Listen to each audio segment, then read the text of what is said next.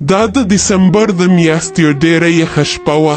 د یو ښار بزړه آبادۍ کې په تنګو کوڅو کې یو زوړ شانتي کور و چې د بار نه به ډېر یخ معلومېده، خو دننه په دې کې یو توپان جوړ و. یو طرف ته په یوه کمره کې 3 وړې خویندې مریم، سویره او علمه دې به خاموشه سره ناستې وي. په سترګو کې ارمانونه هم و او یره هم وه، خو بس د زړه نه به یې دښکه یو دعا کوله: یا الله، په دې بیره مونږ له رور راکې، که چرته بیا هم خور وشوه دې بیره به پلار ډېر زیات خفه او بیا به هغه څه کي چې نوښ کې به یې زمونږ سره کول. داسې خاموشي جوړه شوه لکه ساه اخیستل چې هم ګناه، خو په دې کې یو دم خاموشي ختمه شوه. خواته د یوې کمرې د ماشوم د ژړا اواز راغی: ننات ننات. 3 واړه خویندې حیرانې شوې او نظر نه دروازې طرف ته واړول. لږ وخت پس دروازه به کناره کولاو شوه. دایي په دروازه راووته او په شونډو باندې یو کمزوره خندا راغله او دایي ووی: فاطمه بیبي مبارک شه، لور دې شوې ده. فاطمه په بستره باندې ستړې پرته وه، خو خپلې اوښکې ټینګې نه کړې. ستړې نظر یې دایي طرف ته واړولې او ژبه یې پره پیدا شوه: دایي مور څنګه مبارکي؟ که مزمل ته پته ولګېده چې بیا لور شوې ده، هغه خو به قیامت جوړ کړي. هغه پتلو کې ویلي وو که په دې پیرزبي ونه شو نو ټول به د کوره وباسمه. دایي ماشوم په کمبل کې راټول کو او د فاطمې په غېږ کې کېښوده او په کلاره یې ورته ووی: که لور وي او که زوی، خو د الله تعالی ورکړه ده. مزمل پوه که او دا ورته وویل چې د الله نه یریږه، چا چې لورانې نه وي هغه د لورانو ارمان کي. دا رحمت دی، بوج خو نه دی. لیکن د فاطمې ذهن اوس هم د دې خبر په اورېدو کې نه و. هغې په غېږ کې اریولې ماشومې ته کتل او داسې ورته ښکارېدل چې د دې را روانه زندګي د دې په مخ لیکل شوې ده. په دې دوران کې دروازه بیا کولاوه شوه. دې واړه خویندې په منډه دننه رالې، سترګو کې خندا نیولې وه او دا یې ووی چې مورې آیا زموږ ورور شوی دی؟ فاطمه ډېره خاموشه شوه او صرف خپلو لورانو ته یې کتلې. بیا یې اوښکې وچکلې او په کلاره یې وخندل چې نه په ما ګرانې، په دې پیره هم ستاسو خور شوې ده. ولا مریم چې اوس صرف د 3 کالو وه، هغه د نوي خور مخ را پرېوته او بار بار به یې ښکلوله. مور دې ووی چې د دې څه نوم دی؟ فاطمې په کناره جواب ورکو: د دې نوم عایشه دی. خو په زړه کې یو توپان و او په غوږونو کې د مزمل خبرې راتلې او هغه دمکیانې: سړي به دې پیرزبي ونه شو نو ټول به زه د کوره وباسم. د فاطمې نظر په دروازه باندې و، په راتلونکي وخت یې لیده او عایشه په یوړي کې کمبل کې راټوله پرته وه. د اوس نه د خپل وجود د قیمت ادا کولو دپاره دنیا ته راغلې ده. په بله ورځ ماسپښین مزمل کور ته راغی. 3 واړه خویندې د عایشې سرلبې ګولې او فاطمه په کچن کې مشغوله وه. دروازه په زور سره بنده شوه. پول ویرېده او مزمل په ډېره غوسهناک انداز سره ولاړ و. فاطمه بارته راووته او څه ویل چې په دې کې مزمل ډېر وکارېدو چې بکواس مه کوه، ما ویلي وو چې زوی په کار دی او ته بهره بیره کور ته نښوست راولې. بیا یې لورانو طرف ته وکتل: ولې ژاړئ؟ مور خو لا مړه نه ده. ایمي په یریدونکي اواز ووی: دا ټولې خو د الله فیصلې دي. زمل چرکلی: بس که، ته منحوسه ښځه یې، ته زوی نشې راکولی. خو بیا یې دروازه په زور سره بنده کړه او لاړو. د وخت تېرېدو سره په دې کې نور بدلون هم راغی او وړه وړه خبره به یې غوسه کوله او د کور لوښي به یې ماتول او په لورانو باندې ظلم عام کو.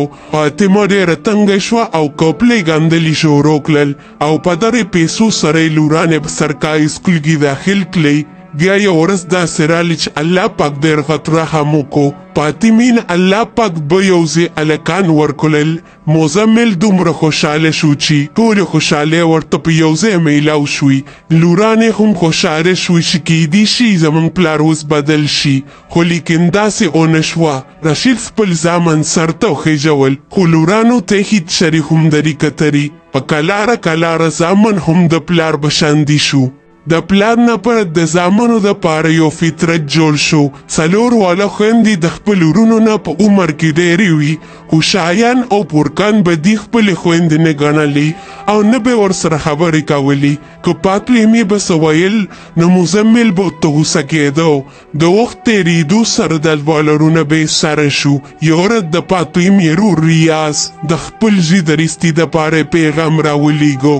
پاتلیمې د مزمل نه اجازت وغوښته، لومبي خو هغه انکار وکړو او بیا یې دا شرط کېښودو شایان او پورکان به دې سره په کور کې اوسېږي. دې خبره سره فاطمه او د هغې لورانې روانې شوې.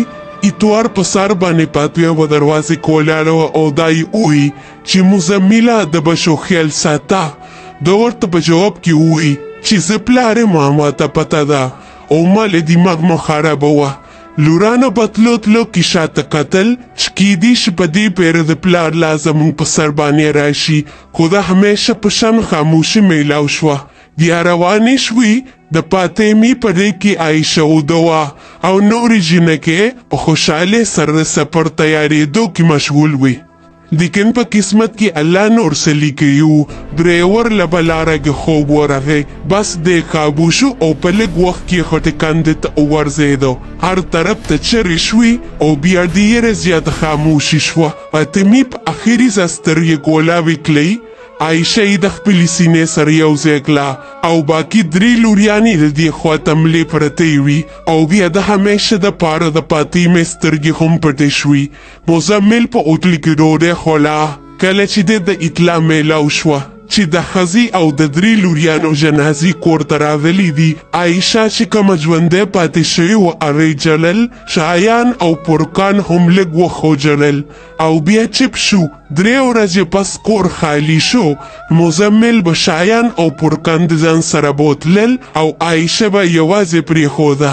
د دې یوه مشغوله وه هغه و کتابونه. وخت تېرېدو.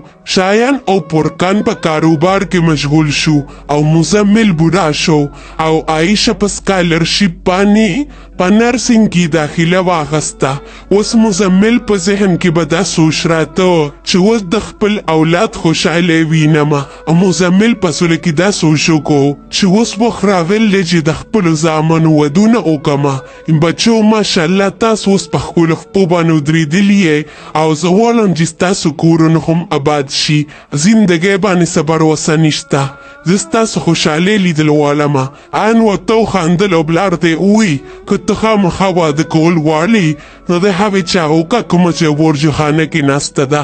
د دې د همزولي جینکو خو 2 بچي دي او یوه دا ده چې پلایي اړو ختمیږي نه. پورکان هم دغه به خبره سر وسندو. دا تعلیم یافته جینۍ به کیسه اخیره کې به هم د خلکو ګور نه صفا کي.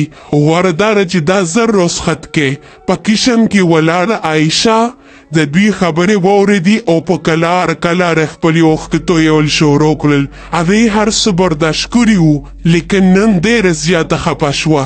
مزمل خبره مخې ته بوتله چې په ګاون کې شپږ نومې سړی دي او په کچه کور کې اوسي. د هغه یو زوی دی کوم چې ټیلر دی او ډېره ښه کورنۍ ده. هغه هم د رستي پیغام راکړی و که شري تاسو خوشحاله یې چې زه خبره مخې ته بوځم. شایان وخندل او وی څوک چا چې او بچپن کې خبر نشوي کولی مونږ خو به هغه ته چا اړاوي. پورکان ډېر په چغه وخندل او وی چې دا مېرم د کومې خبرې کې ډېره ښه جوړه ده. مزمل هم د دوی سره وخندل او د لور په غمې اړو خیال رانری. په کچن کې عایشه ولاړه وه خپلې اوښکې وچکلې او ویل زه ولې جاړم دا خو هر روزه کیږي. په بل سهار مزمل عایشې ته ووی چې نن کالج ته مزه ستا رشتې والا را روان دي. عایشې په خاموشۍ سره سر وسنداوه او داسې ښکارېده چې خپل خوبونه په خپله دفن کړي. عایشې د همیشه په شانتي دا فیصله هم په خاموشۍ سره قبول کړه. د دې نه چا تپوس وکړو او نه یې وویل ولې چې هغه پوهېده زما خبره اسیم څوک نه اوري. زاهد د اشفاق مشر زوی و چا سره چې د عایشې واده جوړ شوی و. اشفاق او د هغه زوی په ښه کورنۍ باندې یادېدل. د کمزوري کورنۍ خاندان و لیکن د زړونه مالداره و. شپږ دا رشته قبول کړه. تاسو مونږ له دومره ښایسته لور راکړه، زه نور هېڅ هم نه غواړم. عایشه د زاهد د مور سره بازار ته لاړه، څو جولي او زرو سامانونه یې واغوستل. می پورس ډېر په سادګۍ سره نکاح وشوه او عایشه رخصت شه او د زاهد د کور ته راله. مزمل ورته په تلو کې صرف دومره ووایي وسته اصلي کور دغه دی، خو په سر یې وله د محبت او د شفقت لاس کېنښولو. لیکن د عایشې په قسمت کې الله پاک نور څه لیکلي وو. یو هفته پس عایشې ته دا پته ولګېده چې ټول سړي یو شانتي نه یي. زاهد ډېر ښه او د دې سره محبت کوونکی خاوند و. شپږ پودره خپلې لور په شان مینه ورکوله. یو ورځ زاهد ووایي زه غواړم چې ته خپله پړایي مکمل کړې، ستا خوبونه زما خوبونه دي. عایشه ډېره حیرانه شوه. ما خو وی چې ته او ستا پلار به معموني کی. زاهد ورته وخندلو چې ابو خو مخکې هم ویلي وو چېرې تا دا د تعلیم نه پاتې کړو نه زمانه او بد هېڅ څوک نه د دې په سترګو اوښکې رالې او داسې ښکارېده چې لکه زه خوب اینمه. الله تعالی دې ته سکونه، محبت او ډېره ښکلې زندګي ورکړه. بل طرف ته مزمل د خپلې لور په رخصت کېدو باندې ډېر سکون سره زندګي تېروله.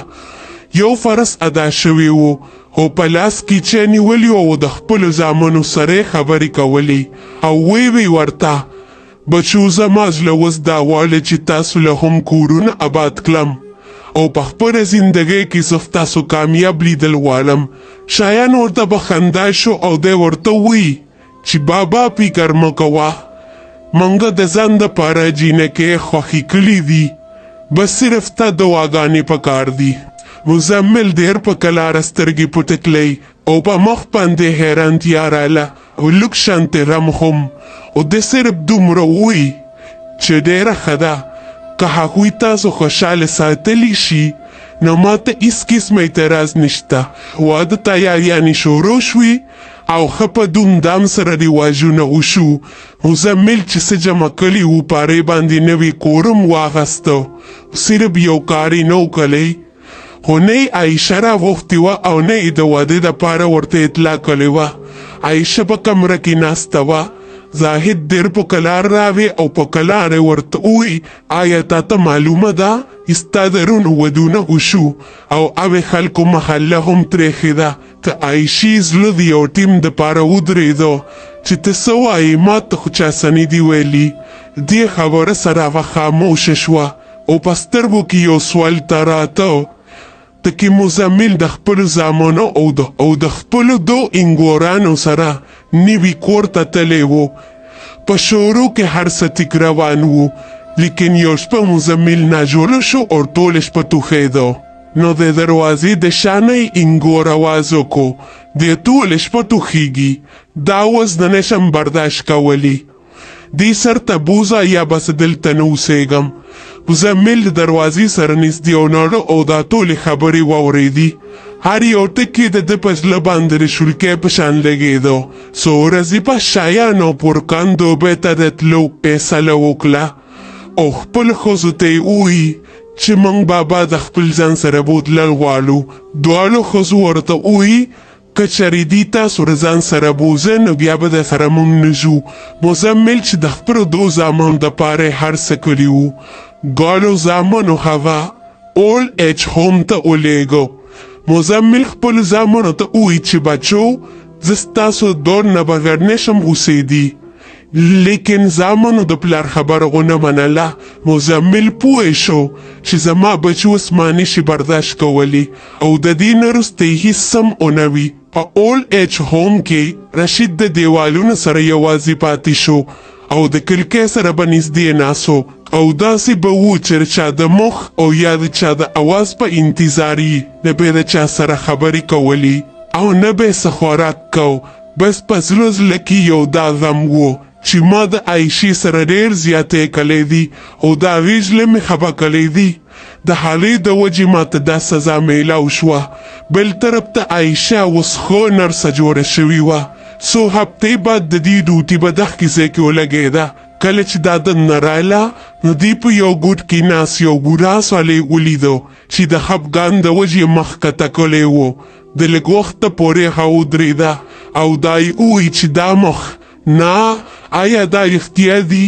هغه په یاره دا هیبوره خواله لاله او کته شوه او ډېر په نرم آواز یې ورته ووی بابا جان زما طرف ته وګوره. مزمل خپل سر په کلار اوچت کو چې وی کتل آوه مخ آوه سترګي. عایشه مخامخ ولاړه وه، سترګې د اوښکو نه ډېرې زیاته ډکې شوې او عایشې ته یې ووی چې لورې ما معاف کا.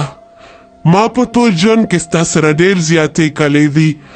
زه یو بد پلار ومه، زه د دې سزا حقدار یمه. عایشې ول لاسونه کلک ونیول او مخ په اوښکو باندې لون و. په خبرو کې یې نرمي وه چې بابا جانه ته نن هم زما دپاره خوته سهاره یې، زه تا پرېښودی نه شمه. عایشې خپل پلار خپل کور ته راوسته او داسې معلومېده چې یو خزانه کور ته راوسته. هغې د خپل خاوند سره د خپل پلار هم ډېر زیات خدمت وکړو. او مزمل به هر وخت د خپلې لور دې مخ ته کتل. په سترګو کې سکون و او په زړه کې یو غټ شرم پروت و. ته اوس په خپله پته ولګېده چې لورانې بوج نه دي، د الله تعالی ټول نه لوی رحمت دی. نو ګرانو اورېدونکو که دا واقعه ستاسو خوښه شوې وي مهرباني وکړئ دا د سره لایک کړئ او خپلو ملګرو سره شیر کړئ. خپله قیمتي رایې موږ ته په کمنټس کې ووایئ ولې چې ستاسو محبت زموږ اصل طاقت دی. تر بلې ویډیو پورې مونږ له راکړئ اجازت د لوی الله په امان.